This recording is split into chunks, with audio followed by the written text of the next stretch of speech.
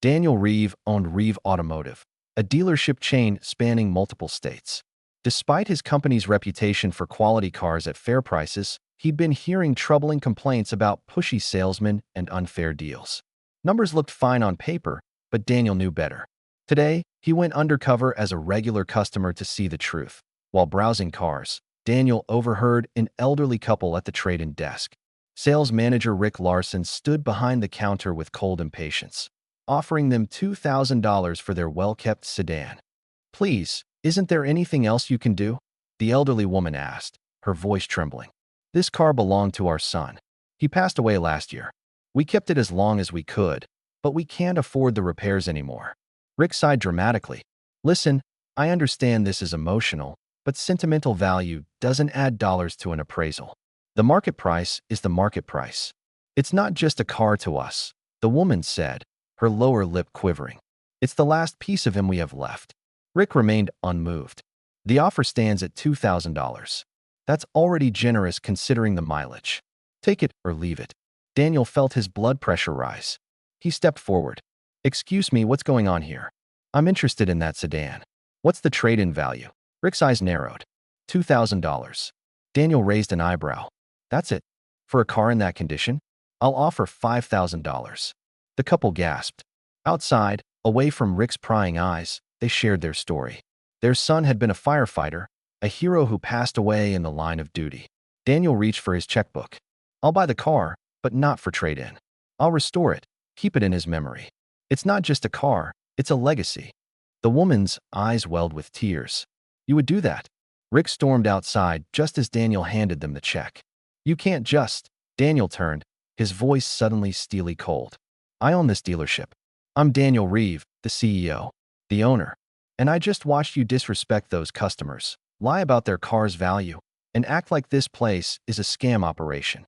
Rick's face went slack. Every employee in earshot froze. Young salesman Chris stepped forward.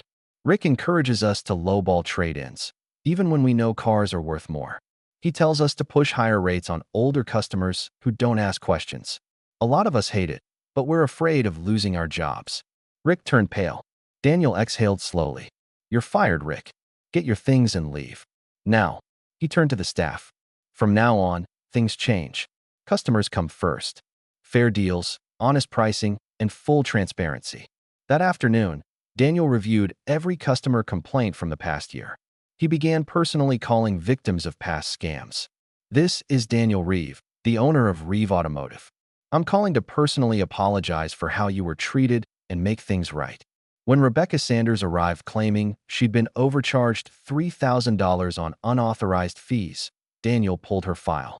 "You were overcharged. That's unethical. We're fixing it." He issued her a full refund on the spot. Word spread fast. Customers lined up outside the dealership. But competitor Michael Langford of Langford Motors wasn't happy. He called, threatening to undercut Daniel's prices and steal customers.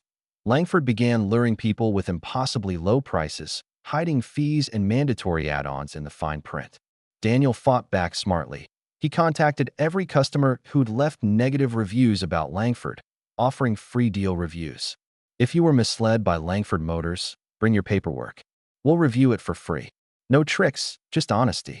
Within days, angry customers flooded in with stories of Langford's deception.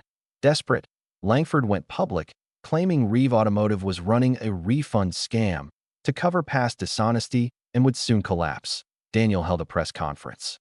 "Michael Langford says we're running a scam. But what we're doing isn't a scam. It's called integrity. Yes, we refunded customers who were mistreated. We corrected bad deals. We took responsibility for the past. And we continue to do so. Langford wants you to believe honest business can't survive. That's a lie, and we're proving it." Then something unexpected happened. A man stepped forward, a former Langford employee. "I quit this morning. Everything he said about Langford is true." He handed documents to reporters. "These are records of hidden fees, fake discounts, and financing scams." The crowd erupted. Within a month, Langford Motors shut down amid scandal that a year later. Daniel received a letter from Harold and Linda Carter with a photo of their son's restored car. "Thank you for proving that good people still exist in business. Our son would have been proud of you." Daniel felt his chest tighten. He had started this journey to fix his business, but in the end, he had built something greater, a legacy of honesty. And that was worth more than any sale.